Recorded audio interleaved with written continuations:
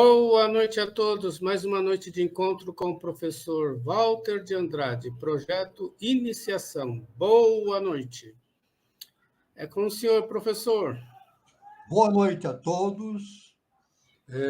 Com muito prazer. Boa noite, meu irmão Carlos Nascimento. E boa noite a todos que estão presentes aqui no nosso encontro, projeto Iniciação. E vamos dar, então, o nosso encontro de hoje, né? Que é realizado semanalmente, né?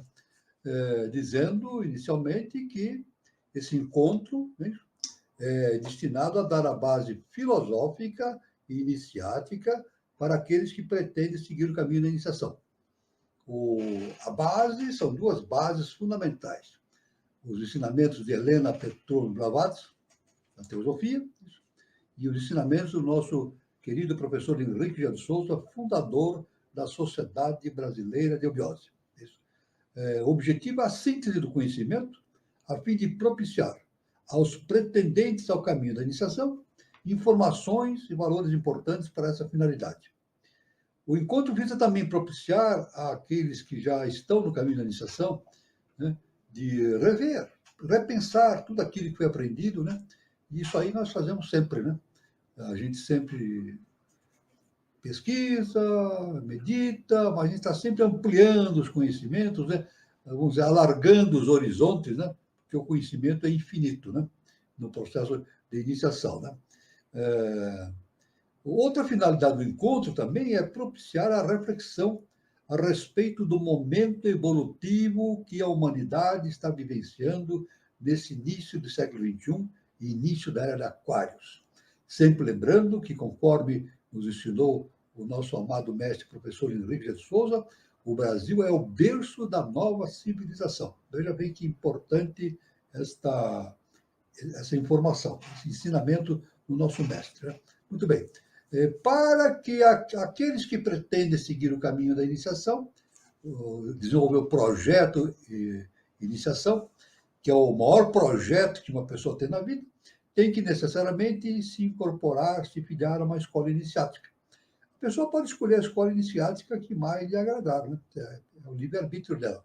Mas, de nossa parte, nós convidamos as pessoas a virem fazer o seu processo de iniciação na Sociedade Brasileira de Eubiose. Como é que a pessoa faz para fazer esse contato? Muito simples. É só entrar no mecanismo de busca da internet, colocar lá Sociedade Brasileira de Eubiose, vai aparecer no site da Eubiose. E no site da Eubiose tem lá um botãozinho, está escrito assim, onde estamos? E é só clicar aquele botão e vai aparecer as informações a respeito de todos os departamentos que existem no Brasil e no exterior. Então, a pessoa pode... Essas informações constam de endereço, telefone, e-mail e assim por diante, né? A pessoa entra em contato, né, e vê como é que ela pode começar seu processo da iniciação. Esse ano, o grau inicial do projeto de iniciação, do processo iniciado na eubiose, chama-se grau peregrino. Agora já estamos estamos já em metade de junho, né? Já não há mais possibilidade de alguém começar o peregrino, porque o peregrino começa lá em janeiro, né? Em todos os departamentos, em janeiro de cada ano. Mas a pessoa pode entrar em contato e começar a participar da eubiose. Ela encontra um departamento na sua cidade ou próximo à sua cidade e verifica as palestras que existem, né? Ela pode assistir palestras públicas, né, nesses departamentos, pode assistir as palestras que são aqui mostradas no canal 3005, né, no canal Conexão 3005, né, e assim por diante, né. E, além disso, existe também um site, Revista Dharana, que publica revistas online, né? A pessoa também pode participar desse endereço, né? Da revista online, né? Dharana Online, e pode já ir se aprofundando nos conhecimentos da eubiose através desses caminhos. Aí, no ano que vem, a pessoa, então, pode se inscrever, é isso? No departamento que ela escolher, isso, se inscrever para fazer o grau peregrino. O grau peregrino é o primeiro grau, depois existem mais 4 graus, totalizando 5. 5 graus. Depois de realizar os 5 graus, a pessoa tem o direito de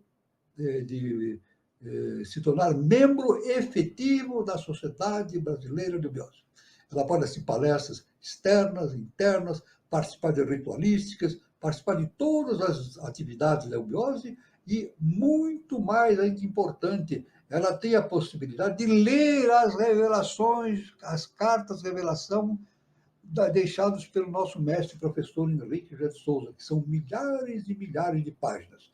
Então está esse convite que nós fazemos, né, para as pessoas. Aqueles que não conseguirem começar o peregrino num departamento, fisicamente, pode fazer através de um caminho chamado EAD, Ensino à Distância.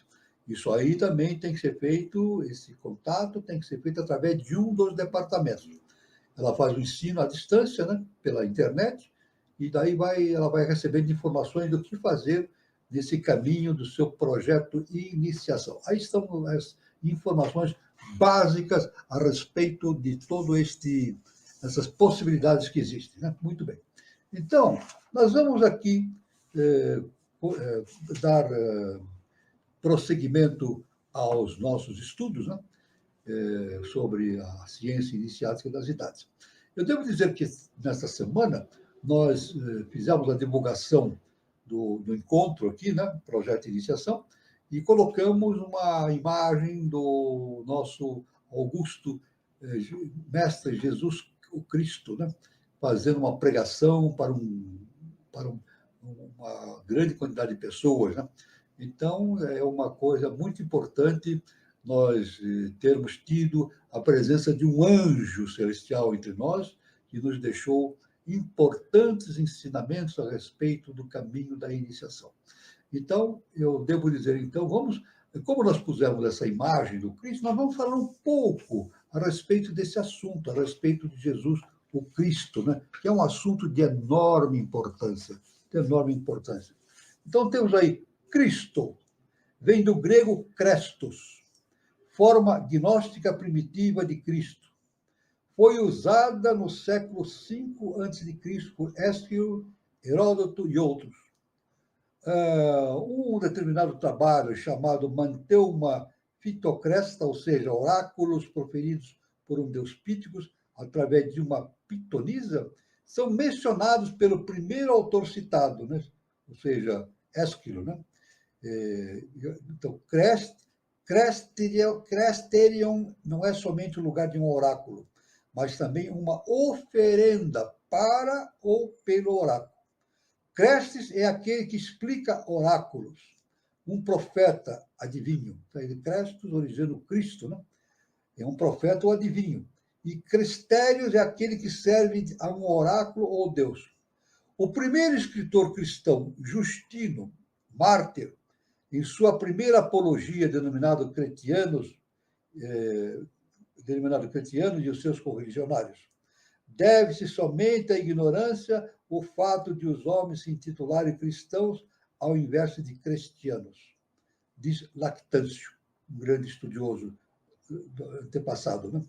Os termos Cristo e cristãos, que originalmente eram escritos como Creste e cretianos, foram copiados do tempo dos pagãos.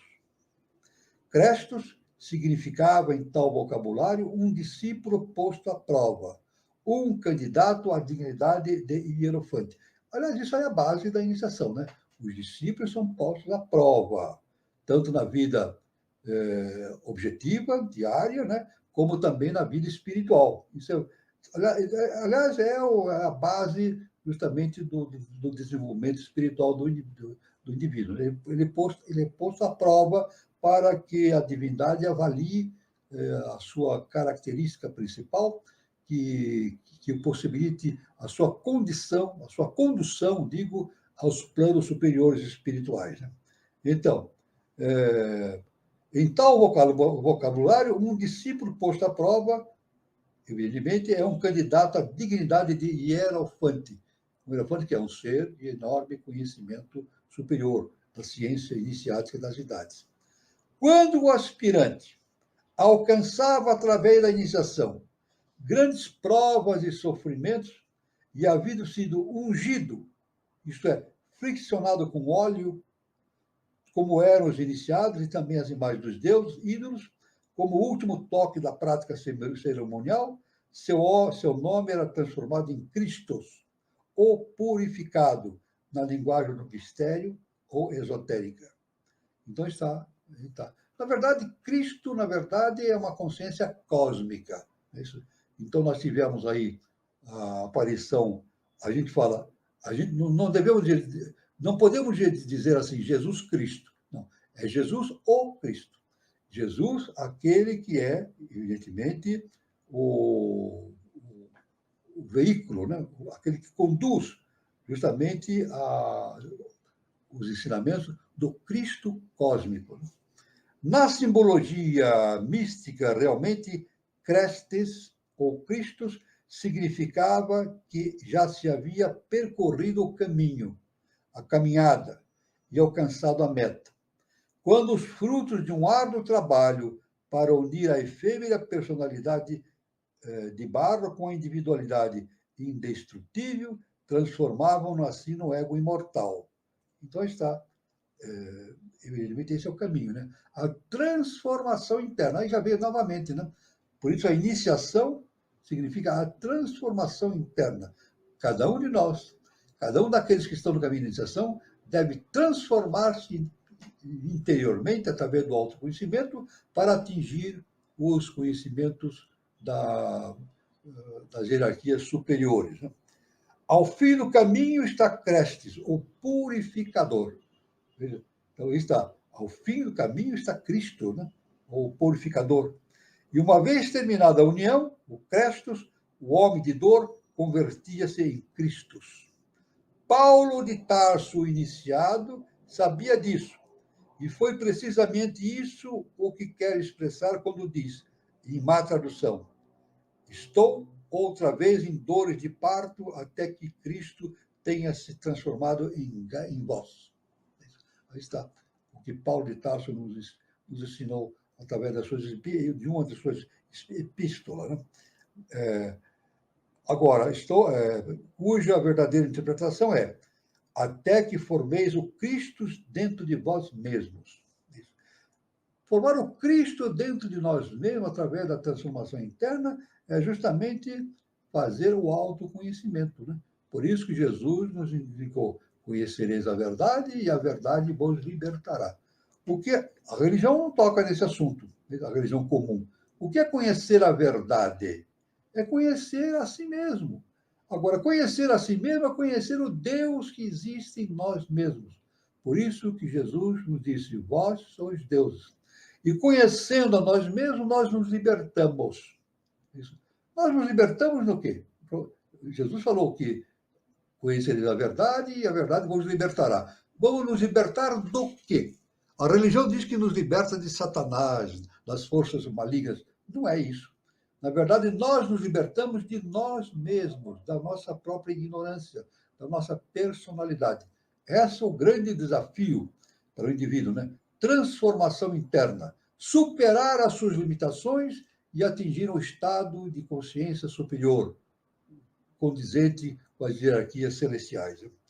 Porém, os profanos, que sabiam apenas que Crestes estava, de algum modo, relacionado com o sacerdote e o profeta, e nada sabiam sobre o significado oculto de Cristos, insistiram, como Lactâncio e Justino, em ser chamados cristianos, ao invés de cristãos.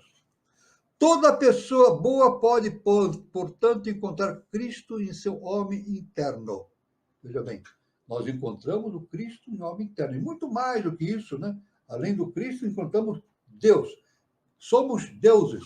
Aliás, Jesus falou, né? Vós sois deuses. Somos deuses, mas por que somos deuses e não temos consciência disso? Porque justamente somos deuses que nos esquecemos da nossa própria divindade. Somos a mônada que lá do primeiro trono projetou a sua consciência para os mundos mais inferiores, né? Até o mundo denso, físico, né? E com isso essa projeção esqueceu E todos nós nos esquecemos da nossa própria origem, da nossa divindade. Né? Então, justamente, o princípio é encontrar o Cristo em seu homem interno, conforme expressa São Paulo em Efésios, né? Seja judeu, muçulmano, hindu ou cristão. Kenneth Mackenzie, que era um autor muito importante, né? Citado por Blavatsky, era de opinião que a palavra Christus era sinônimo de Soter, nome destinado às divindades, grandes reis e heróis, e cujo significado é Salvador. Por isso que diz que Jesus é chamado Salvador. E estava certo, pois, segundo acrescenta o citado autor, tal termo foi aplicado de modo redundante a Jesus, o Cristo, cujo nome Jesus, o Yeshua, tem idêntico significado. Então, nós temos o Cristo cósmico e o veículo do Cristo, que é justamente aquele que nós conhecemos pelo Evangelho, né? Cujo nome verdadeiro era Yoshua ben Pandira. Yoshua ben Pandira, que é descendente da casa de Davi. Esse foi veículo do Cristo cósmico. Né? A denominação de Jesus, na realidade, é antes um título honorífico do que um nome, pois o verdadeiro nome de Soter do cristianismo é Emmanuel, ou Deus conosco. Em todas as nações, as grandes divindades que são representadas como expiatórias, os que tenham certificado, foram designados sob o mesmo título. Então, isso aí é muito importante, essa questão. Né? A questão do Salvador também, nós devemos entender essa questão. Né? Jesus é dito como nosso Salvador. Mas, na verdade, na profundidade do entendimento, quem nos salva é nós mesmos que nos salvamos através do autoconhecimento. Cada um deve salvar a si mesmo. Agora, é claro que os mestres indicam o caminho.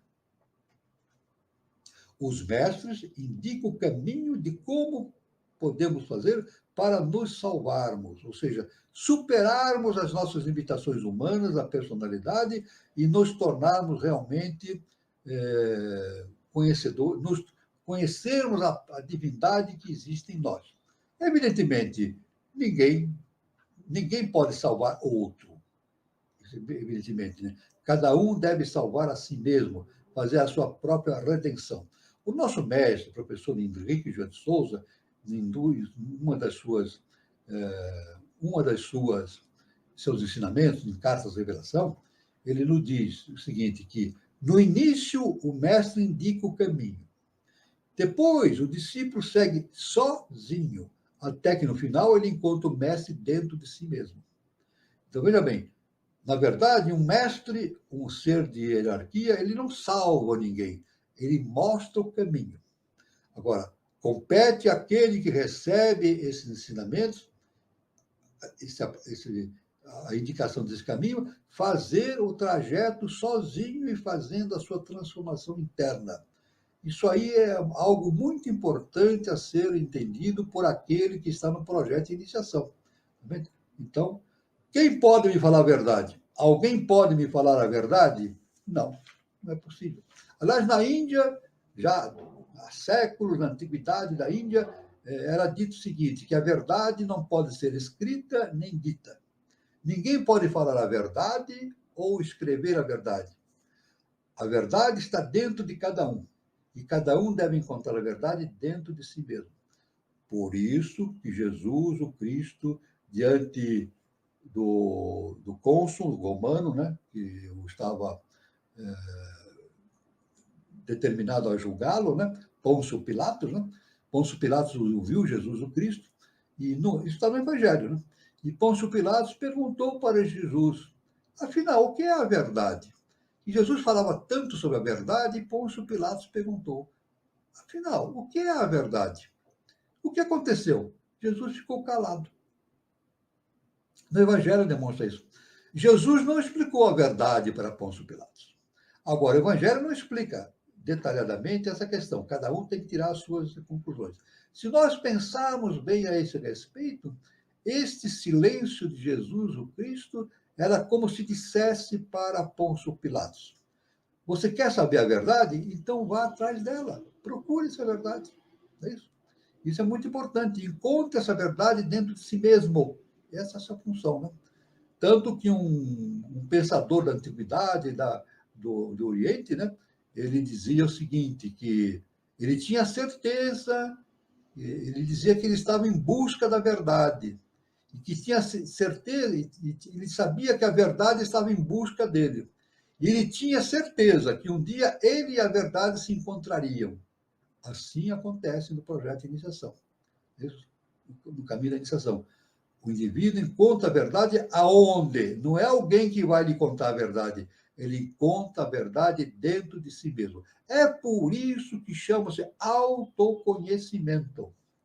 É um processo de autoconhecimento. Isso é muito importante, então, já de início, nesse entendimento de toda essa questão. Muito bem. Realmente um trabalho muito importante esse entendimento, né? Justamente de Jesus, o Cristo, né? Então, vamos adiantando mais essa questão do entendimento sobre Jesus o Cristo, e vamos falar um pouco do lugar um dos lugares onde ele se manifestou, que foi Jerusalém. Jerusalém, em hebraico, significa Isrim, ou cidade de paz. Porém, os gregos, antigamente, chamavam com acerto Jerusalém, ou Salém secreto, visto que Jerusalém é um ressurgimento de Salém, da qual Melquisedeque, o rei do mundo, ou era o rei hierofante, Melquisedeque, o rei do mundo, um declarado astrolatra e adorador do sol, o Altíssimo, seja dito de passagem. Ali reinou também Adonisedeque. Desculpe. Ali reinou também Adonisedeque, que foi o último dos seus soberanos amorreus. Aliou-se a outros 4 e estes 5 reis foram reconquistar Gibeon. Porém, não se saíram muito bem no combate, o que não é de se estranhar. Porém, esses 5 reis tiveram contra eles não apenas Josué, mas também o Senhor Deus, e em acréscimo o sol e a lua. Naquele dia, segundo lemos, obedecendo ao mando de sucessor de Moisés, o sol se deteve e a lua parou. Está em Josué 10, 13, a parada do sol e da lua, né? Muito bem. Durante todo o dia, nenhum homem mortal, rei ou aldeão, pôde resistir naturalmente a semelhante aguaceiro de grandes pedras do céu, que foram lançadas sobre eles pelo mesmo Senhor, desde Bet-Horon até Azeca, e eles morreram. Isso está ensinado em Josué 10, 11. Depois de matarem, eles fugiram e se esconderam em uma caverna, em Maqueda, ou Maceda. Parece, contudo, que uma conduta tão indigna para um Deus recebeu mais tarde seu castigo kármico. Em épocas diferentes da história, o templo do Senhor judeu foi saqueado, arruinado e queimado. A Santa Arca da Aliança, querubim, Shekinah e tudo mais, porém aquela divindade parecia tão importante para proteger sua própria propriedade de profanação, como se já não houvessem mais pedras no céu. Depois que Pompeu tomou o segundo templo, no ano 63 a.C., o terceiro, erigido por Herodes o Grande, foi arrasado pelos romanos no ano 70 depois de Cristo. Foi proibido edificar um novo templo na capital do povo eleito do Senhor. A despeito das cruzadas, desde o século XIII, Jerusalém pertenceu aos maometanos. E quase todos os lugares santos e de grata memória dos antigos israelitas e também dos cristãos estão agora cobertos de minaretes e mesquitas, quartéis turcos e outros monumentos do Islã. Então, nós vemos que, na verdade, nós temos aqui, em suma, o que nos diz a história, essa história da ciência iniciática, 2 grandes templos em Jerusalém, né? O de Salomão, né? Salomão, que depois houve uma invasão, né? Uma invasão da Judéia, né? Os judeus foram retirados da Judéia, ficaram sob o domínio um dominador, né? E esse templo foi destruído. Foi destruído, o templo de Salomão. Depois, com o tempo, séculos depois, os judeus tiveram a oportunidade de voltar. Um outro rei libertou os judeus e eles voltaram para Jerusalém. E lá eles reconstruíram, tentaram reconstruir o Templo de Salomão. Não fizeram a reconstrução tal e qual era o Templo de Salomão. Muitos chamam esse o segundo templo. Segundo templo, né? Mas, na verdade, não era um segundo templo, era uma tentativa de reconstruir o Templo de Salomão. Na verdade, o segundo templo foi erigido por Herodes, o Grande, e foi arrasado pelos romanos no ano 70 depois de Cristo. No ano 70 depois de Cristo, isso, Roma invadiu Jerusalém, derrubou, acabou com o templo, realmente o segundo templo construído por Herodes, né? E o povo foi proibido de edificar um novo templo na capital do Senhor. Inclusive, nesse lugar, o próprio rei romano, né, o imperador romano, construiu um templo, se não me engano, a Júpiter, isso, um deus pagão. Né? Então, até hoje, então, na verdade, existiram dois templos, o inicial de Salomão e depois o de Herodes, né? Dois templos. E um intermediário, que foi a reconstrução do templo de Salomão, mas essa reconstrução não reeditou o templo de Salomão. Então, dois templos. Hoje em dia, muitos trabalhos então falam na possibilidade de Israel construir o terceiro templo. Isso é uma possibilidade, uma ideia, mas não há nenhum. A gente lê nas reportagens, nas notícias, não há nenhuma definição de Israel para a construção de um terceiro templo. Aliás, muitos dizem que o terceiro templo está na alma humana, não num templo físico. O terceiro templo está na alma, no espírito dos homens. Né? Então, está a história dos dois templos, um templo intermediário, que foi a reconstrução do Templo de Salomão. Inclusive, quando o templo de Salomão foi destruído, houve o sumiço também da Arca da Aliança. A Arca da Aliança, lá de Moisés, né, foi destruída. Até hoje não se sabe qual foi o destino da Arca da Aliança. Né? Inclusive, a Arca da Aliança continha lá a tábua dos 10 mandamentos. Né? Então, até hoje não se sabe se foi destruída, se foi ocultada, etc. É claro que, se a gente pensar bem, com certeza, como a Arca da Aliança era um produto, indubitavelmente, como tudo é, um produto dos mundos internos, ela foi recolhida para os mundos internos. E lá está nos mundos internos a Arca da Aliança, com certeza, né? Indubitavelmente. Né? Então, isso aí é uma história realmente impressionante a respeito da história de Israel, a história de Jesus, né? E isso é muito importante, então, esse entendimento dessa história toda. Né? Depois, então, finalizando essa parte, a questão sobre Jesus, nós vamos falar sobre Jesus propriamente. Né? Jesus também chamado de Cristo ou Jesus o Cristo. É preciso estabelecer uma distinção entre o Jesus histórico e o Jesus mítico. O primeiro é essênio, e Nazarenos foi mensageiro da grande fraternidade para pregar os antigos ensinamentos divinos que deviam ser a base de uma nova civilização. Na verdade, o que a ciência iniciática nos diz é que, na verdade, existiram dois Jesus. Um descendente da casa de Davi e outro da casa dos essênios. Não é isso? Então, isso é uma explicação que se dá. Né?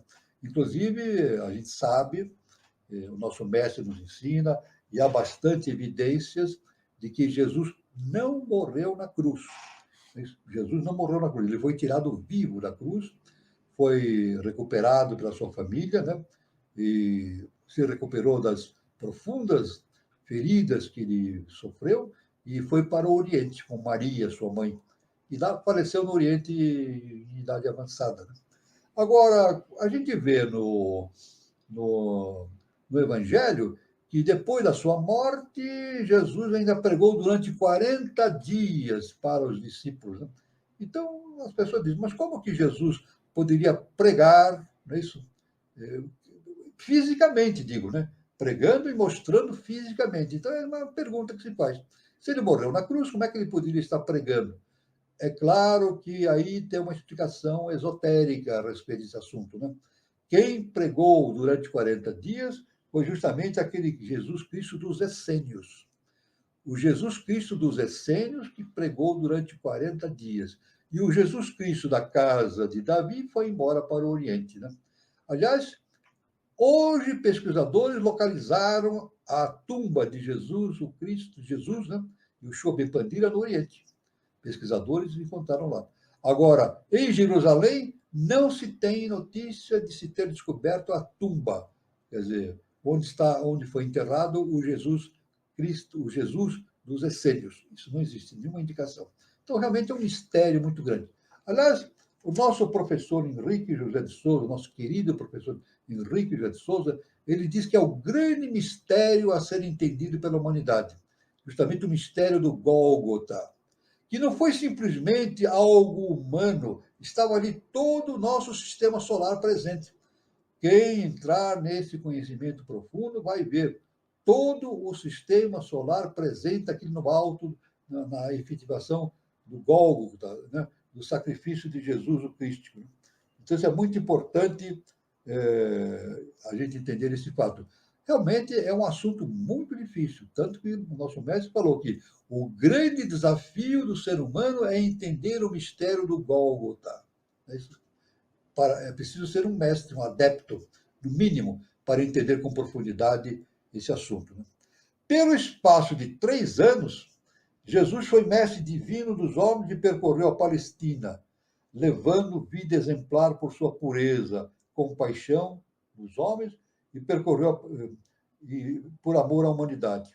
Operou quantidade enorme de prodígios, ressuscitando mortos, curando doentes, devolvendo a visão aos cegos, fazendo andar os paralíticos e realizando muitos outros atos que, por seu caráter extraordinário, foram qualificados de milagrosos. É claro que quando no caminho da iniciação, a gente sabe que o milagre não existe. O milagre não existe. Existe a magia. A magia, sim. O que é a magia? A utilização das forças superiores cósmicas na realização de fatos que nós entendemos como milagres. Então, Jesus não fazia milagres, na verdade. É isso. Ele utilizava forças cósmicas para realizar aqueles prodígios. Tanto que ele andou sobre o mar, né? Ele andou sobre o mar. Na Galileia, né? Houve uma tempestade muito grande, estava ele e os discípulos estavam lá no barco, e ele veio andando sobre o mar, entrou no barco, né? E amainou a tempestade. Ele amainou a tempestade. Ele levantou os braços e a tempestade acalmou. Isso. Então, a pessoa diz assim, é um milagre, né, Jesus acalmar a tempestade. Mas não. A gente entende que, na verdade, ele acalmou os elementais que estavam provocando aquela tempestade. Os elementais. Tudo que acontece na natureza é produzido por elementais. Tanto furacões, tsunamis, tempestades, tudo, inundações, é produzido por elementais. Agora, Jesus, Yoshua Ben Pandira, ele tinha essa possibilidade da magia. Então, ele conseguiu, através da pacificação dos elementais, ele conseguiu, então, evidentemente, amainar a tempestade. Muito bem. A sublimidade de suas doutrinas ressalta principalmente em seu célebre Sermão da Montanha. Na verdade, eu frequentemente eu coloco na internet o Sermão da Montanha, com bastante referência. O Sermão da Montanha é um documento extraordinário. Então, um dos maiores documentos, se não for o maior, de toda a humanidade, pela sua simplicidade, pela sua objetividade. Isso? Então, tanto que Jesus, lá são muitas informações que nós temos no Sermão da Montanha, né? Então, num deles ele diz assim, os mansos herdarão a terra. Bem-aventurados os mansos, porque herdarão a terra. Ele já estava prevendo ali, já estava indicando o caminho da Terra para a quinta dimensão. a evolução da Terra, saindo da terceira e da quarta dimensão, e hoje está se falando muito na internet, a quinta dimensão, o que nós devemos entender no modo de ver da eubiose como a quinta cadeia evolutiva, é isso? A quinta cadeia evolutiva, né? Dentro do quarto sistema evolutivo, significa, então, que os mansos herdarão a Terra. Quer dizer, os mansos, aqueles que não têm aquelas características inferiores à personalidade, que utilizam tudo para o bem do seu próximo, o bem da humanidade, né?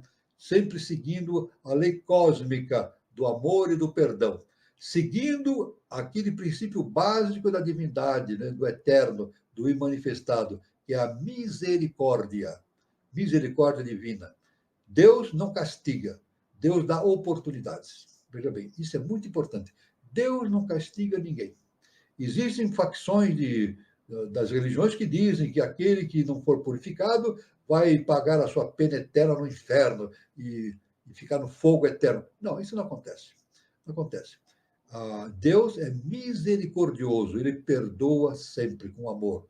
Ele não pune, ele dá oportunidades. E esse é o caminho, então, da Terra nessa quinta dimensão, tornar-se um planeta com uma consciência superior, né, dilatada. E isso é um fenômeno que não abrange só a Terra, abrange todo o nosso sistema solar. E segundo as informações que nós temos, não só o sistema solar, mas é ligado à própria evolução espiritual da galáxia. Então, veja a grandiosidade desse ponto. Né? Como iniciado que era, ensinou também doutrinas esotéricas, porém as reservava unicamente para poucos. É claro que Jesus tinha todo o conhecimento, né?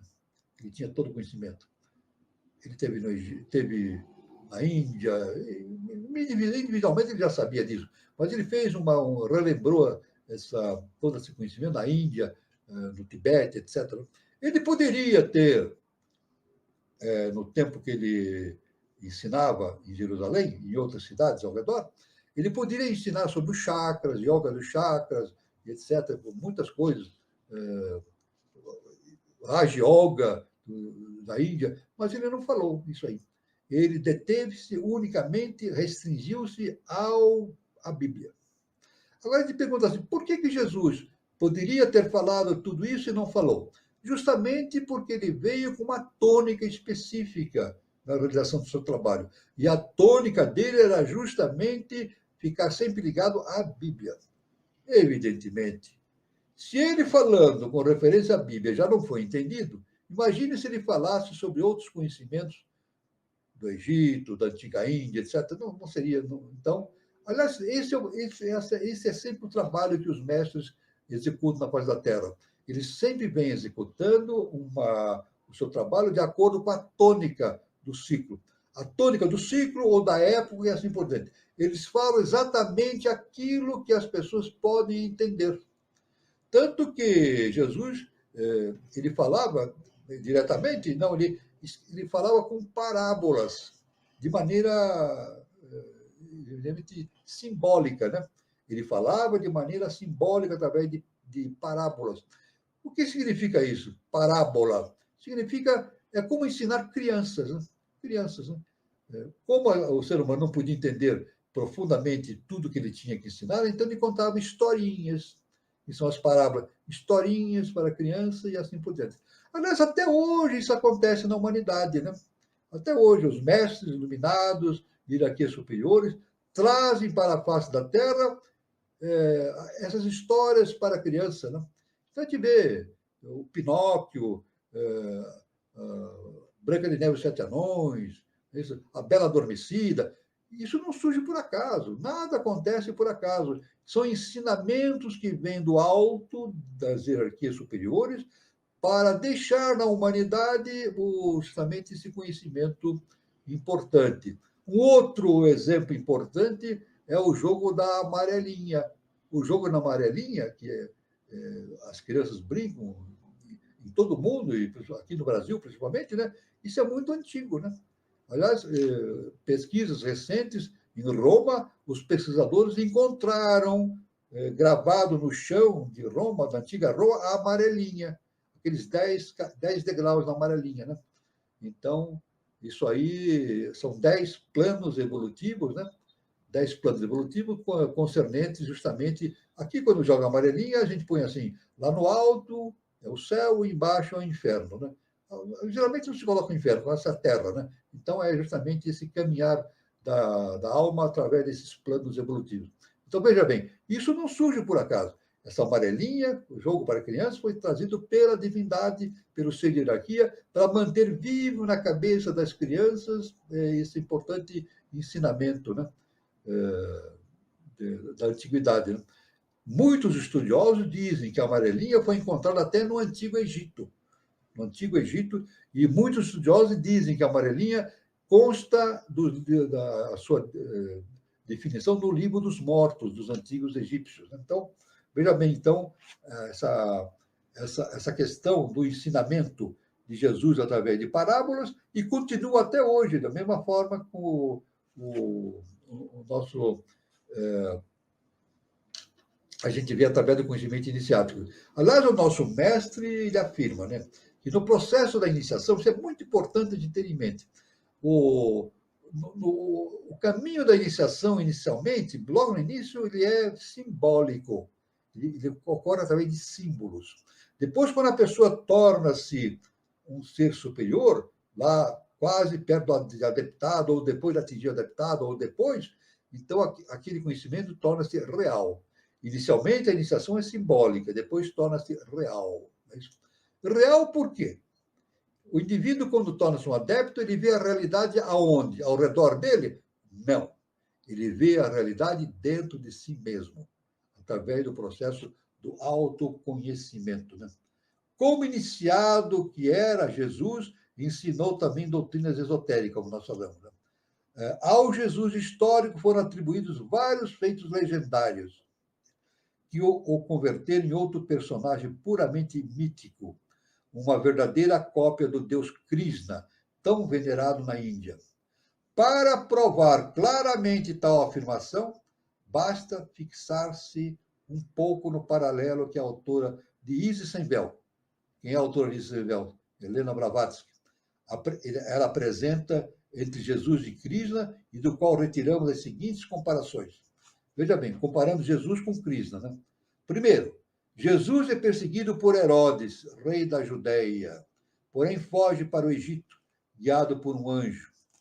Para assegurar-se de sua morte, Herodes ordena que sejam mortos 40.000 inocentes. 40.000 crianças foram mortas, assassinadas por Herodes, porque ele sabia que no meio de uma daquelas crianças estava Jesus, que estava, pela tradição, deveria nascer o Salvador, né? 40.000 inocentes, 40.000 crianças foram tiradas de suas casas, de seus pais e assassinados. Krishna é perseguido por Kansa, de outra parte, por Kansa, tirano de Mathura, porém escapa de maneira milagrosa. Esperando matar um menino, o rei manda matar milhares de meninos também. Veja bem, esse tirano Kansa, no tempo do Cristo, também manda matar milhares de crianças, justamente pretendendo que no meio daqueles meninos todos estivesse justamente o Krishna. Né? Segundo ponto de comparação entre Krishna e Jesus.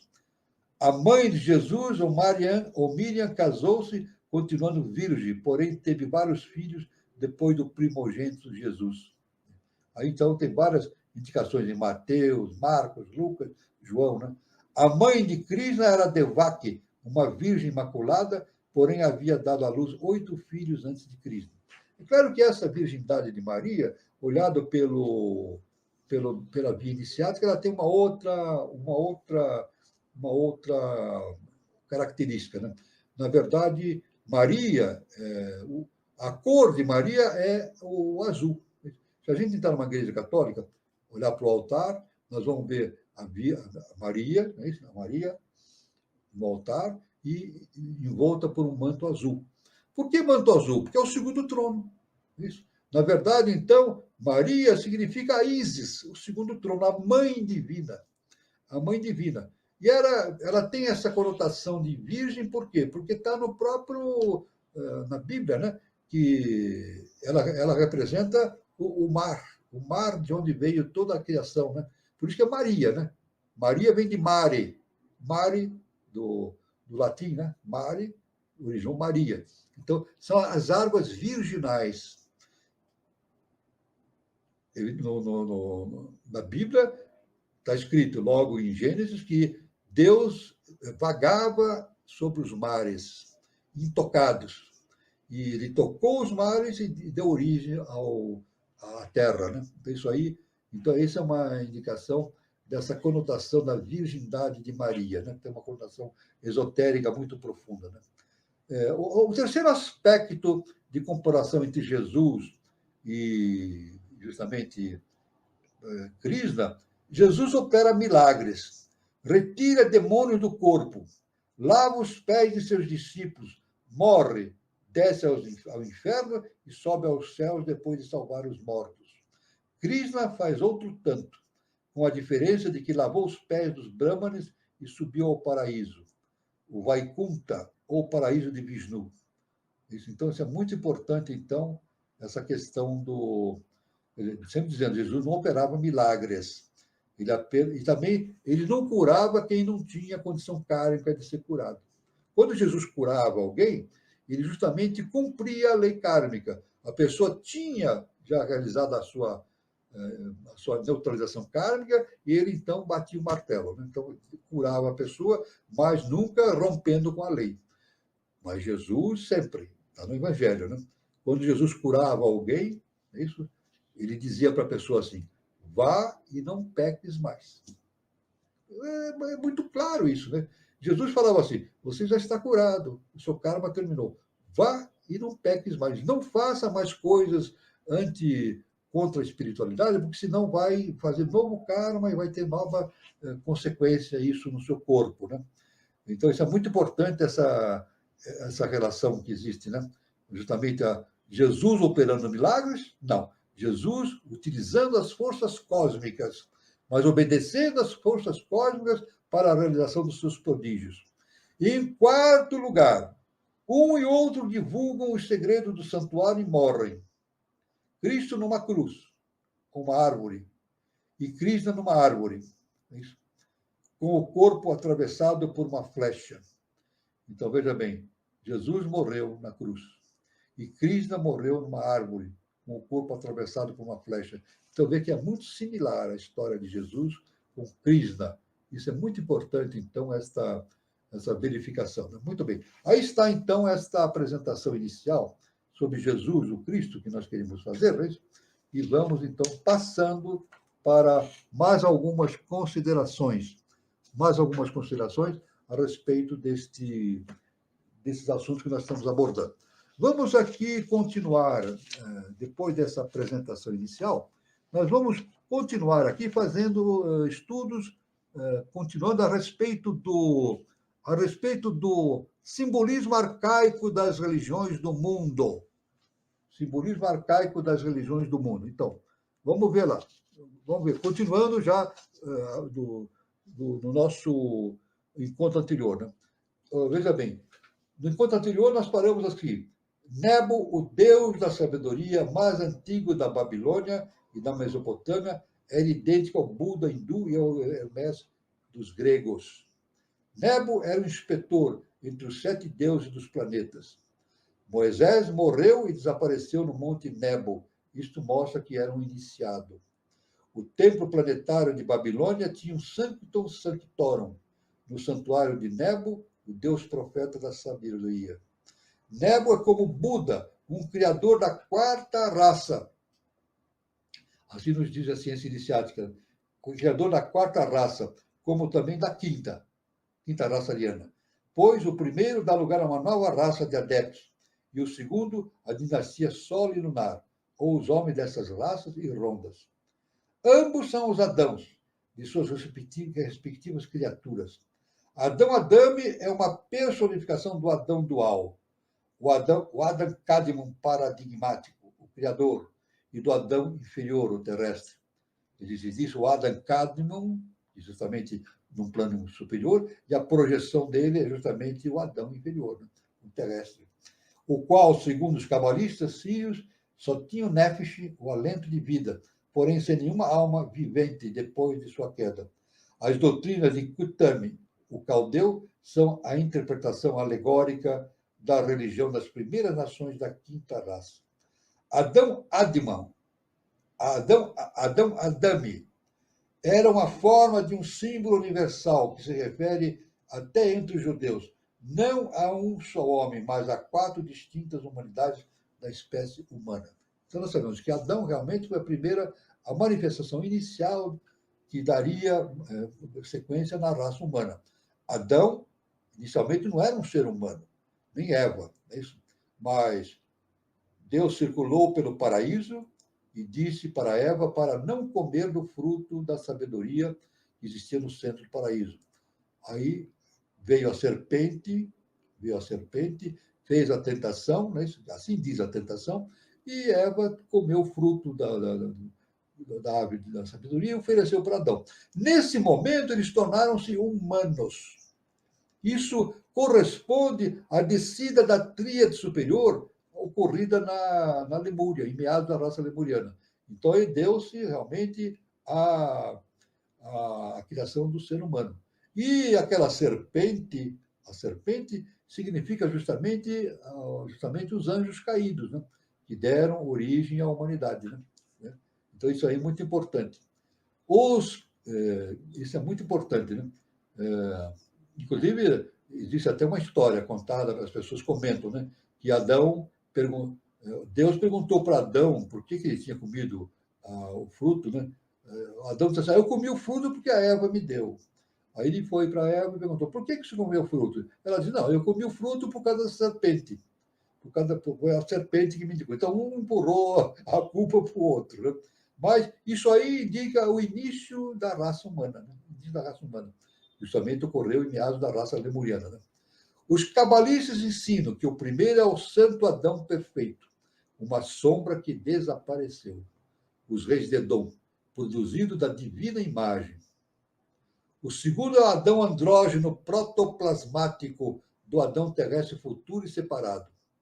O terceiro Adão é o homem feito de pó, o primeiro Adão inocente. E o quarto é suposto antepassado da nossa raça, o Adão caído. Aliás, Helena Blavatsky nos ensina, através de suas revelações, né, que na Bíblia diz que Eva foi feita da costela de Adão. Foi tirada uma costela de Adão e foi feita Eva. Né? Na verdade, isso significa, não somente sob o ponto de vista iniciático, isso significa que o início daqueles seres que contêm ossos, é isso? Que tem esqueleto, que tem ossos. Né? Esse é o sentido profundo do ensinamento da Bíblia. Né? O início de seres que contêm ossos, sua natureza. Né? Este é o que possui o poder animal da reprodução das espécies. É a raça raiz humana, justamente provindo da raça lemuriana, né? terceira raça-mãe. E a partir da terceira raça-mãe, começou o processo reprodutivo pela sexualidade. Porque a descida dos seres, os anjos caídos, trouxeram a possibilidade para aqueles seres da Lemúria do desenvolvimento da tríade superior. E, paralelamente, então, a própria lei divina transforma aqueles seres que nasciam em ovos, esses seres, né, os lemurianos, eles nasciam através de reprodução, através de ovos.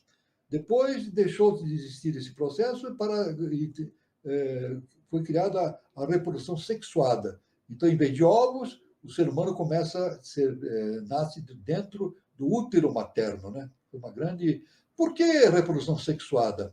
Porque justamente a sexualidade permite a expansão rápida dessa genética através da espécie humana, né?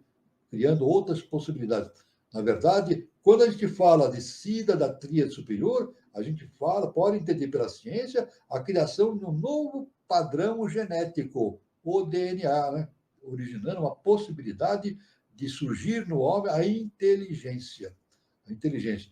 Devemos dizer que a inteligência não é fruto da evolução física. A inteligência é produto da descida da consciência divina para o homem. É isso? Então, por isso que o nosso mestre fala, a inteligência humana é a projeção de Deus, do Espírito de Deus no homem. Né? Este é o que possui o poder animal na reprodução das espécies. Para os ocultistas orientais, a relação sexual é considerada como um karma do homem, ainda dominado pela ilusão, e que ele se perde quando adquire a sabedoria. É claro que isso aí é uma opinião, né? Na verdade, a sexualidade é necessário para que justamente a difusão desse padrão genético por toda a humanidade. E isso aconteceu, né? Terceira raça-mãe, depois quarta raça-mãe, agora na quinta, caminhando, agora quinta raça-mãe, e agora caminhando para uma quinta dimensão. O planeta Terra caminhando para uma quinta dimensão.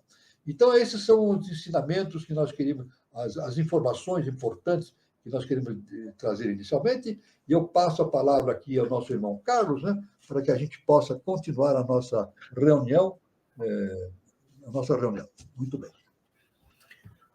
Muito bom, professor. O senhor trouxe um assunto que, ao mesmo tempo, é tão anterior, né, tão antigo para a gente, e, ao mesmo tempo, é tão atual, né? Porque é um assunto fascinante, né? Fascinante, atual, porque uma das bases das civilizações atuais é o cristianismo, né? Exatamente. O senhor consegue perceber nos evangelhos se tem algum vestígio dos evangelistas ou dos discípulos de Jesus, se eles tinham alguma noção desses dois Cristos, o Cristo essênio e o outro? Não, não existe. Eles não tinham noção. Não, no cristianismo... Não tinham, né? Não tinha. Nem o próprio Paulo de Tarso não nos fala a esse respeito. Não, né? Justamente a ciência iniciada das idades que nos traz. O professor fala disso e outras várias fontes da ciência iniciática que nos afirmam isso, né? A existência de dois Cristos. Não de dois Cristos, dois veículos. Não estou falando de dois Cristos. O Cristo é um só, o Cristo cósmico. Mas dois veículos. Um proveniente da casa de Davi e outro proveniente da confraria dos essênios, com atividades importantes. É isso? O Cristo de Davi, da casa de Davi, ele sofria influência do quinto Senhor, o quinto Deus. E o da casa dos essênios, ele sofria influência do sexto Deus, o sexto Senhor. Né? Então, são duas importantes. A lei determinou isso, né? Que é justamente o quinto e o sexto, né? Em conjunção para a realização do processo iniciático da humanidade. Isso não é dito nos evangelhos, de maneira alguma. Somente as fontes iniciáticas, nem esse fato de que Jesus não morreu na cruz. Né? Isso também não é dito no evangelho. No evangelho é dito que houve a ressurreição. Na verdade, a ressurreição originou-se da cabeça de Maria Madalena. Maria Madalena jogou esta imagem fictícia da ressurreição, porque Jesus foi descido vivo da cruz. É isso? Quando pediram para ele, para o cônsul romano, para descer o Jesus da cruz, ele achou estranho, porque ele disse assim, ele já morreu? Não, ele foi descido vivo. E o Pôncio Pilatos sabia disso, que ele estava vivo.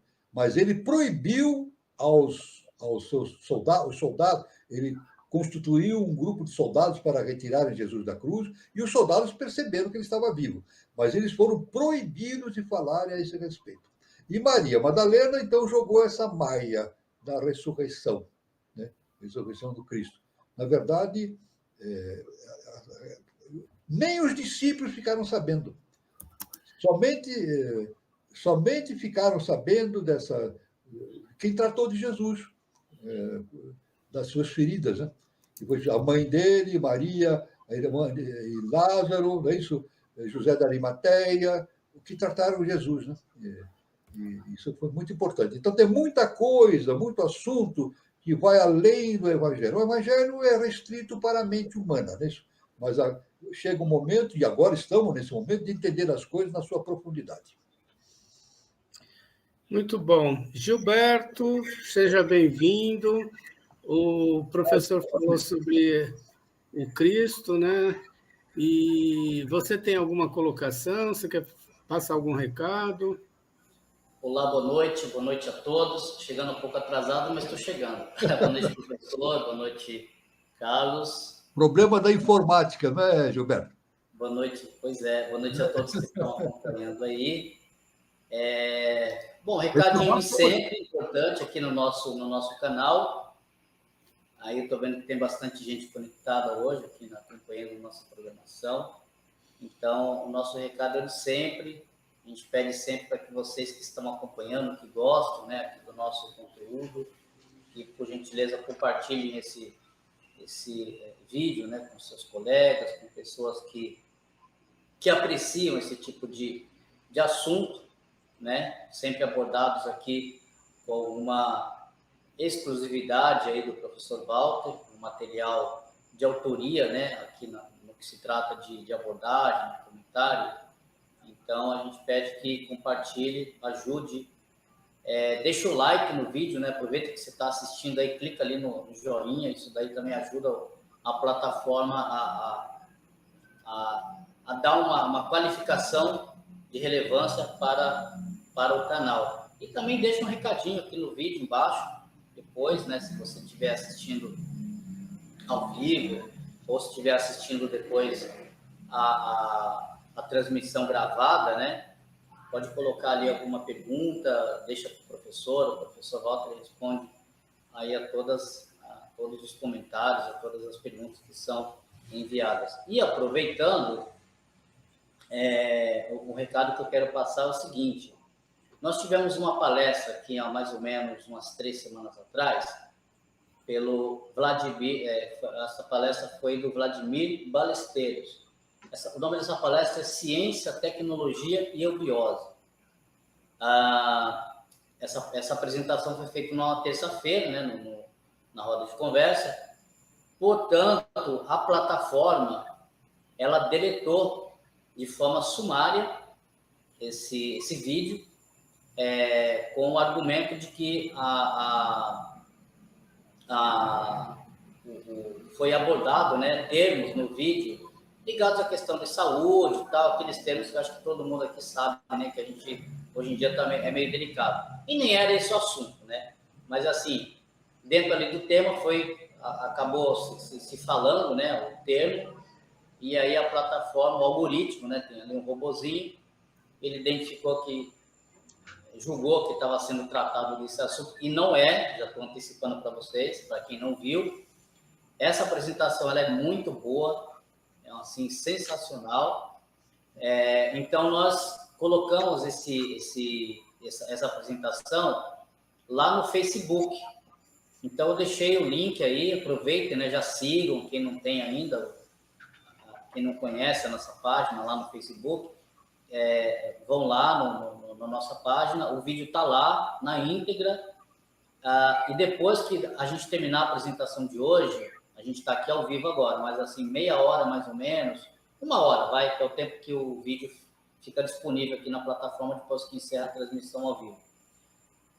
O link dessa apresentação no Facebook, ele vai, para quem de repente não perdeu o link, não conseguir acompanhar, ele vai ficar fixado aqui embaixo no vídeo, tá? Ele vai ficar fixado no primeiro comentário. Então, você volta lá depois, 1 hora depois, você clica no vídeo, o primeiro comentário vai estar fixado, é o link dessa apresentação, vale muito a pena. E aí vocês aproveitem e já curtem lá também a nossa página no Facebook, já segue, né? Eu vou colocar, inclusive, aqui de novo, o Carlos colocou aí o link da nossa página, eu vou colocar um link aqui, que é um link que vai direto para o vídeo, tá? Aí se salvam aí também, podem copiar, e é isso, tá bom? Então, por hora é isso. Vamos em frente aí, Carlos. Vamos lá, professor. Eu vou ver as perguntas aqui. Pode ver as perguntas aí. Tem uma do Guazela, eu não entendi muito bem, mas aí o senhor é um bom entendedor. Aí você vai conseguir responder. E Maomé, que vem lançar desde 3000 antes de Cristo, Filho de Deus até hoje, Maomé é de 600 depois de Cristo, né, meu professor? 600 depois de Cristo. É. Aí cabe aos estudiosos verificarem essa questão toda do Maomé, não é isso? Ele veio depois de Cristo, uma tônica específica para o seu povo, para a sua época, né? Isso aí, evidentemente, como nada acontece por acaso, isso aconteceu seguindo as determinações do Eterno, né? Como o nosso mestre diz, nada acontece por acaso. Então, o trabalho de Maomé foi especial, muito especial para a sua época, para o seu povo, e continua hoje, vigindo até hoje, né? Então, é o que eu posso falar, né? Fala de Deus, fala das obrigações do ser humano com Deus, é isso? Do processo que fala que Deus ele fala também sobre a misericórdia de Deus, né? Deus é misericordioso, como Jesus falava, né? Deus é misericordioso, então tem muita conexão, né? Na verdade, se nós encararmos todas as manifestações das religiões, todas elas, tem uma conexão muito grande, né? Eu, através do nosso mestre, professor Henrique Jesus Souza, é que eu tive essa visão sintética que eu não tinha antes, essa visão da conexão. Com o ensinamento do professor Henrique Jesus Souza, eu consegui reunir tudo num panorama único. Por isso que o professor, quem for fizer essa iniciação da eubiose, vai entrar por esse caminho da síntese do conhecimento, fazendo essa conexão toda. Então, está informações que eu posso falar sobre o Maomé, o assunto é muito extenso. Muito bom, professor. E ele fala também, o último templo está em Nova Chavantina? Veja bem, o último templo, aqui nós temos aqui 3 templos, né? 3 templos. Né? O templo realmente é o local onde a gente faz a conexão com a divindade, né? Na verdade, um templo é um útero, né? Na verdade, o templo é um útero. Isso. As consciências que estão ali são gestadas dentro daquele templo e saem para o mundo objetivo com uma nova visão, através da ritualística, etc, etc. Aqui no Brasil, pela eubiose, nós temos 3 templos, né? 3 templos. O Nova Chavantina é um deles. Né? Inclusive, em Nova Chavantina está lá a consciência de Lúcifer, ligada ao quinto senhor, né? Justamente, quinto senhor, já ligando com a quinta dimensão, não é isso? Nos indicando essa toda a eubiose, aí na internet só se está se falando muito em quinta dimensão, etc. Né? Justamente é Nova Chavantina, né? Então, e muitos dizem que o terceiro templo de Israel não será um templo físico, mas estará dentro do espírito humano, né? Então, dizemos o seguinte: o Brasil, com 3 templos, os 3 templos que existem na eubiose no Brasil é uma informação muito importante a respeito da grandiosidade que o Brasil tem na formação de uma nova civilização. Aliás, Jesus, no seu tempo, né, ele veio não com a missão de implantar o cristianismo, digamos assim, ele não veio implantar uma religião. Muita gente pensa que ele veio para fundar uma religião. Não, ele não veio fundar a religião. Ele veio dar início a uma nova civilização. Isso não foi possível, ficou em suspenso. Mas agora, no terceiro milênio, isso está em andamento. A nova civilização, e o nosso mestre diz que isso vai redundar no aprimoramento das relações humanas no ano 3005, dando início realmente a uma nova civilização. É isso que o ensinamento do nosso mestre, professor Henrique de Souza, nos mostra e bate exatamente, se encaixa e faz a síntese da ciência iniciada das idades de maneira bastante objetiva. Uma outra pergunta do Guilherme Guazelli é: em 3005 a Terra vai desinclinar e a Agartha sobe? Isso é o ensinamento do professor Henrique de Souza. A Agartha vem para a face da Terra. A Agartha vem para a face da Terra. Agora, a gente diz assim, como é que a Agartha vem para a face da Terra e agora ela está nos mundos internos? Por causa da consciência humana. A Agartha virá para a face da Terra quando a consciência humana estiver pronta para entrar em conexão com as consciências agartinas. Então, não é que a Agartha vem para a face da Terra, a consciência humana estará possibilitando essa ligação dos mundos internos com a face da Terra. Então, tudo depende da evolução da consciência humana. Da evolução da consciência humana vai fazer essa ligação. Quanto à questão de desinclinar da Terra, isso aí a ciência nos indica que o próprio Polo Norte está mudando de posição. A ciência própria indica isso, né? E com certeza não existe nenhuma, eu devo dizer, não existe nenhuma indicação, nunca li, em Carta à Revelação do Mestre ou Blavatsky, a respeito da desinclinação do eixo da Terra. Nunca vi nenhuma informação. Eu não posso mentir a esse respeito. A minha pesquisa, veja bem, pode ser que alguém tenha pesquisado e encontrado em alguma fonte alguma informação, mas eu nunca encontrei uma fonte adequada a esse respeito. É certo que, se a Terra desinclinar, então volta a existir aquilo que existia em Atlântida, uma primavera permanente, uma eterna primavera, né? Então vai ser uma eterna primavera, né? Mas é claro que, veja bem, isso aí não vai ter nenhuma importância no aspecto físico da Terra. Por quê? Porque a tendência evolucional da Terra é partir para a quinta dimensão. E a quinta dimensão não é um mundo físico denso, é um mundo vital. Então, todos aqueles que viverem na quinta dimensão, quando a quinta dimensão estiver estabelecida na Terra, vai viver com o corpo vital. E tudo que acontecer no planeta Terra físico não vai ter nenhuma influência sobre o vital. É isso. Depois a Terra deixa de ser vital e passa para uma experiência astral, depois mental. Esse é o processo evolutivo, né? Então, a questão da inclinação da Terra não vai ter nenhuma influência no projeto de iniciação do ser humano, porque, passando para a quinta dimensão, a Terra estará no plano vital. É claro que na passagem da quarta raça-mãe para a quinta raça-mãe, essa inclinação da Terra trouxe importantes modificações climatológicas na Terra, né? Aí surgiram as 4 estações. Não só as 4 estações, mas os 4 tipos de possibilidades, né? 4 possibilidades se manifestam no ser humano, inclusive os 4 temperamentos, que na verdade não são 4 apenas, são 7, mas 4 manifestados, né? Então, tudo isso faz parte da condução divina com relação à evolução da humanidade. Mas eu não tenho nenhuma informação a respeito de que o eixo vai desinclinar ou outra coisa qualquer, né? Agora, uma coisa é certa, existem informações a esse respeito, que o eixo da Terra ele sofre mudanças, isso aí, no Antigo Egito já se falava isso, né? Então, onde é o Polo Norte? Hoje pode inverter. O Polo Norte vem para baixo, o Polo Sul vem para cima. E isso aí no Egito já se dizia, né, esse processo de transformação da Terra, mas isso, claro, através de milhões de anos, não é nem milhares de anos, através de milhões de anos, né? Muito bom, professor.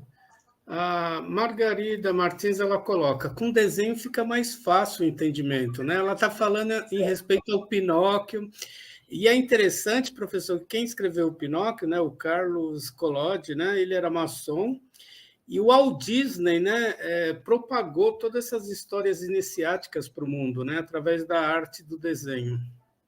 Exatamente, veja bem, olha, a gente vê Branca de Neve e os 7 anões. Isso. Os 7 anões são 7 temperamentos. 7 temperamentos, né? Agora, 3 temperamentos não estão expostos na Terra, 4 estão expostos na face da Terra. Então, justamente, os anões vão trabalhar onde?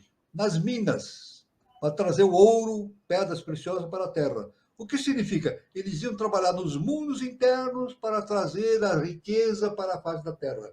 Olha só, não é interessante? Eles iam para os mundos internos para trazer riquezas para a face da Terra. Então, realmente, a história de Branca de Neve e os 7 Anões tem um simbolismo extraordinário a respeito de todo esse fato, né? Como também a Bela Adormecida, né?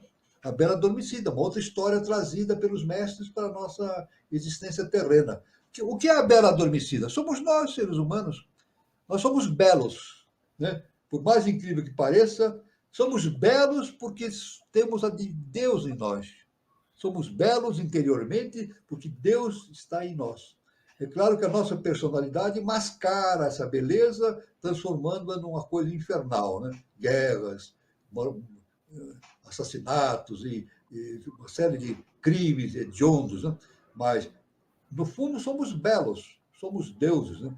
A bela adormecida. Agora, justamente, somos belos, mas essa beleza está adormecida. Aí vem o príncipe dos mundos superiores, beija a bela adormecida. Aí diz a história: os dois se casam e vivem para sempre, casados para sempre, felizes para sempre.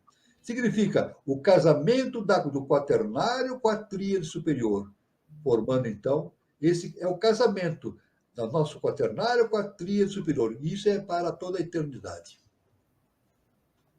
Muito bom, professor.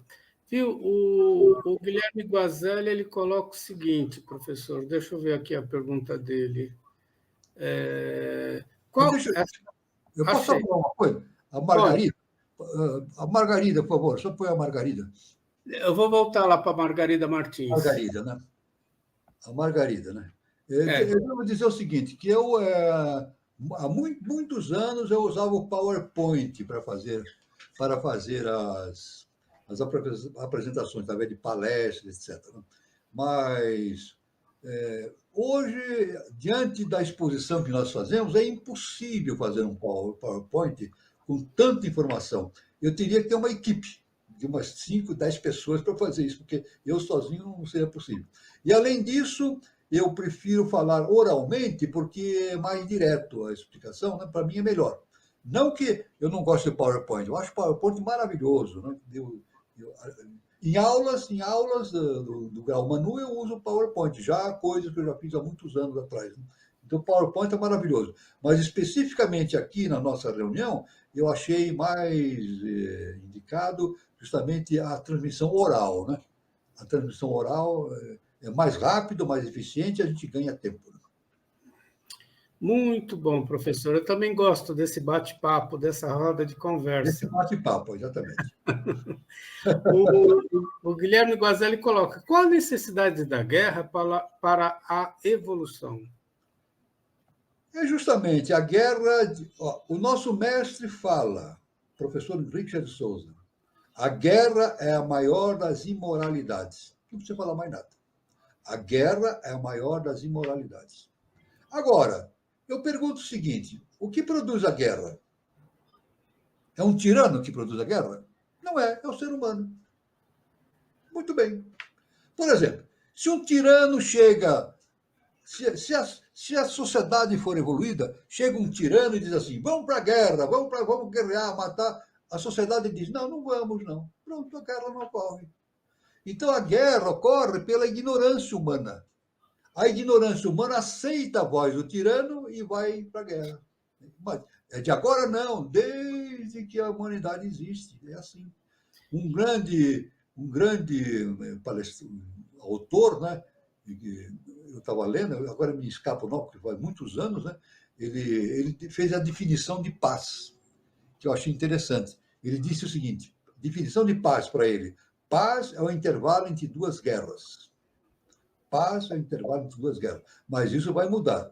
Agora, quando a guerra se tornará algo do passado? Quando a humanidade deixar de ser ignorante? Quando atingir um processo de evolução onde o amor supere a questão da ganância, dos projetos pessoais ou de grupos, etc. Então, o amor se torne preponderante na mente humana ou no coração humano. Muito bom, professor. Tem uma pergunta do Robert Kemper, né? Ele diz: boa noite aos vivos e amados seres aqui de Garanhuns, Pernambuco, professor. E se tornamos a 2005 em termos proféticos e em relação ao novo Pramanta, como ou onde estaríamos hoje? O nosso mestre, o professor Henrique de Souza, ele nos dá o 2005 como o início da era do Avatara Maitreya. Então, é o início da era do Avatara Maitreya. Nunca aconteceu isso na humanidade. Nós temos o período de 1000 anos. 1000 anos, de 2005 a 3005, para a realização do projeto de uma nova civilização na face da Terra. É isso. Então, na verdade, essa profecia, em termos proféticos, está no Evangelho, né? No Evangelho está dito que o Satanás ficaria preso durante 1000 anos, né? Ficaria preso durante 1000 anos. Isso, o Satanás evangélico, na verdade, é Lúcifer. Lúcifer está lá em Nova Chavantina, justamente com o Quinto Senhor, esperando que a humanidade atinja aquela consciência superior para que tudo se torne uma nova civilização, inclusive com a vinda de Agartha para a face da Terra. Ou seja, que haja uma união da consciência humana terrestre com a consciência dos mundos internos, com os mestres. Né? Então, agora tem o seguinte: como e onde estaríamos hoje? Estamos hoje no momento certo. Agora, a pessoa vai dizer o seguinte: puxa vida, 1000 anos?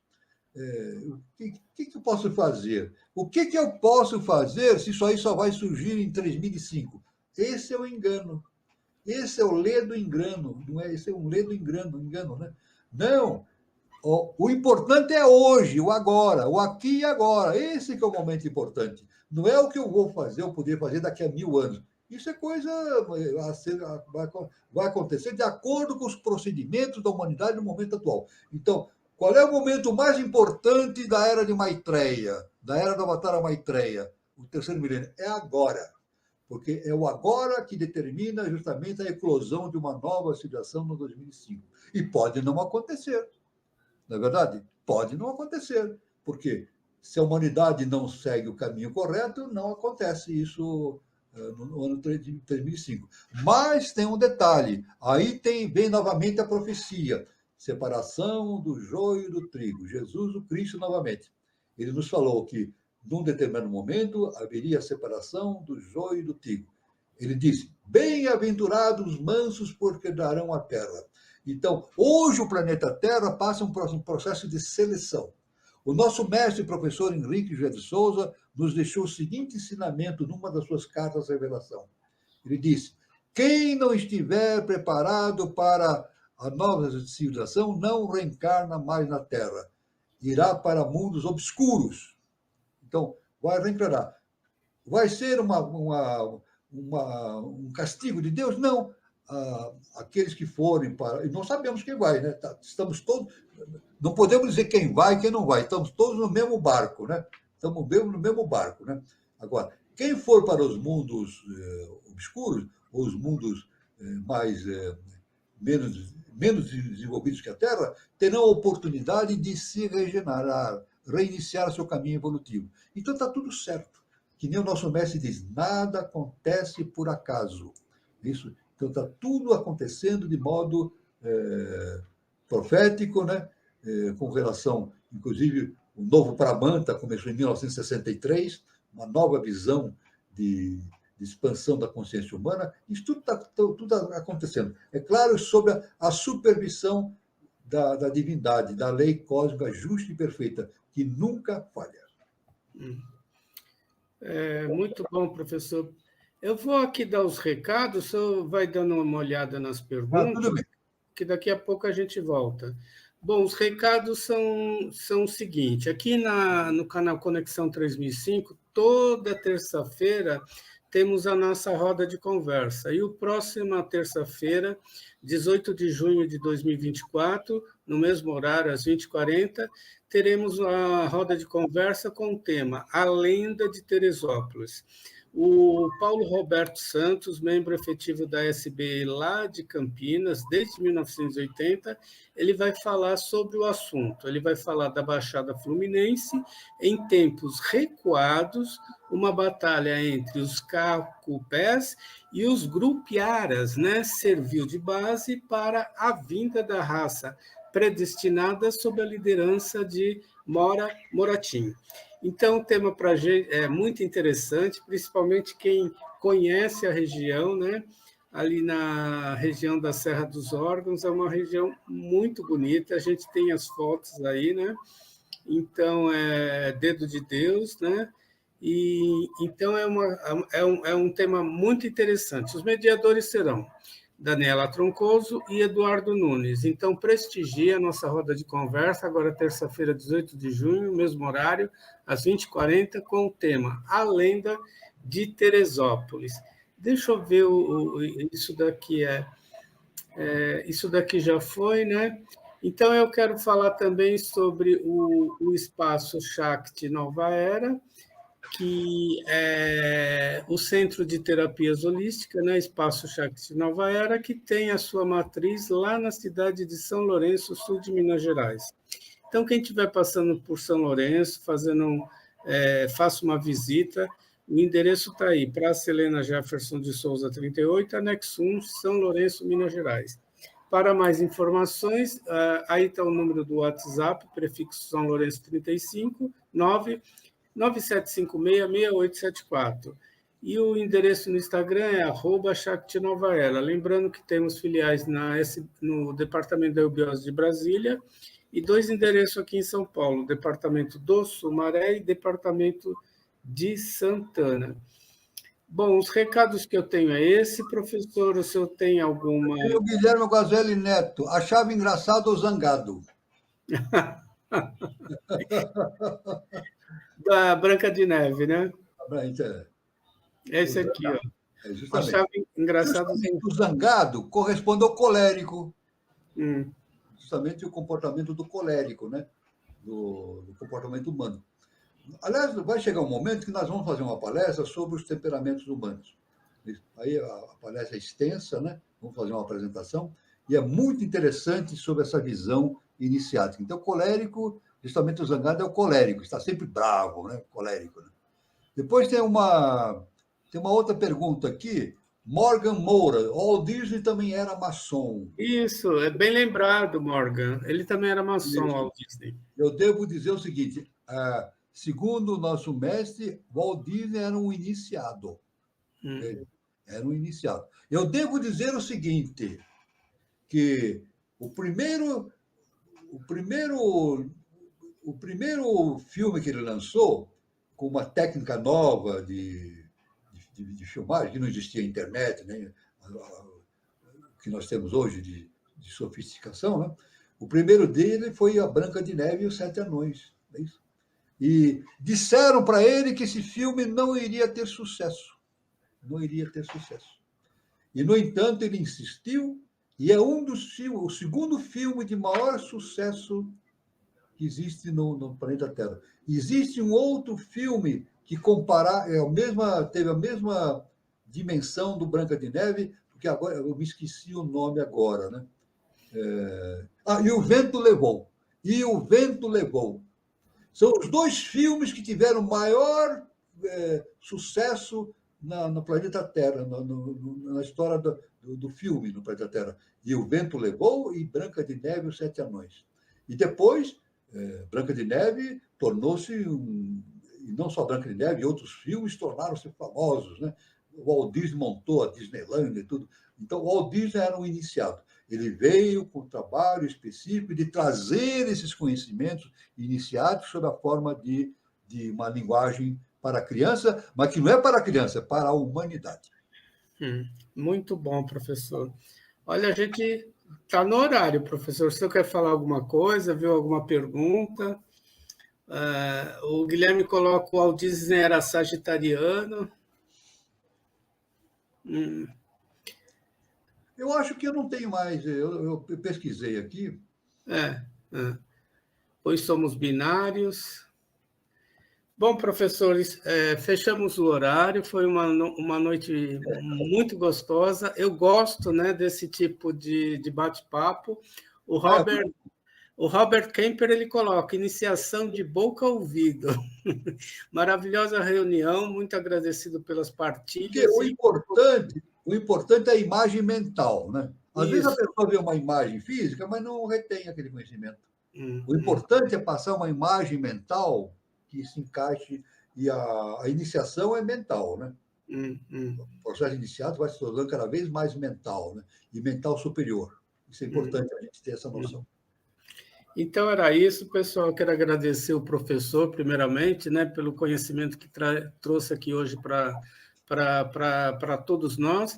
Agradecer o prestígio, né, do público, agradecer o Catira, que veio aí prestigiar nosso encontro.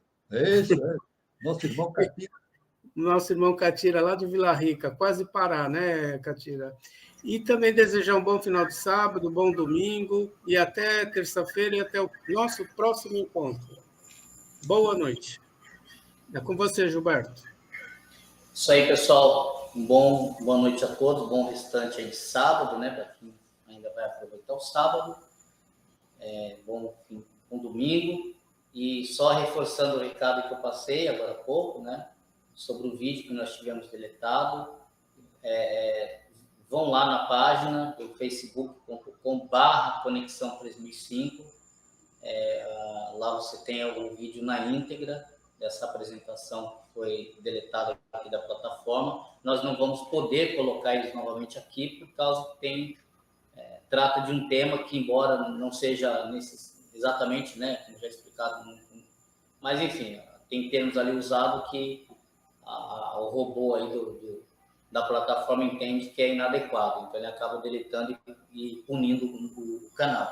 Então, esse vídeo está lá no Facebook e daqui mais ou menos 1 hora, assim que encerrada essa transmissão, vai estar o link do Facebook do Conexão 3005, para quem não decorou, tem dificuldade de entrar, vai estar fixado no primeiro comentário aqui do vídeo, tá? Então vai estar lá sempre no vídeo, no primeiro comentário vai estar fixado o endereço da nossa página lá no Facebook.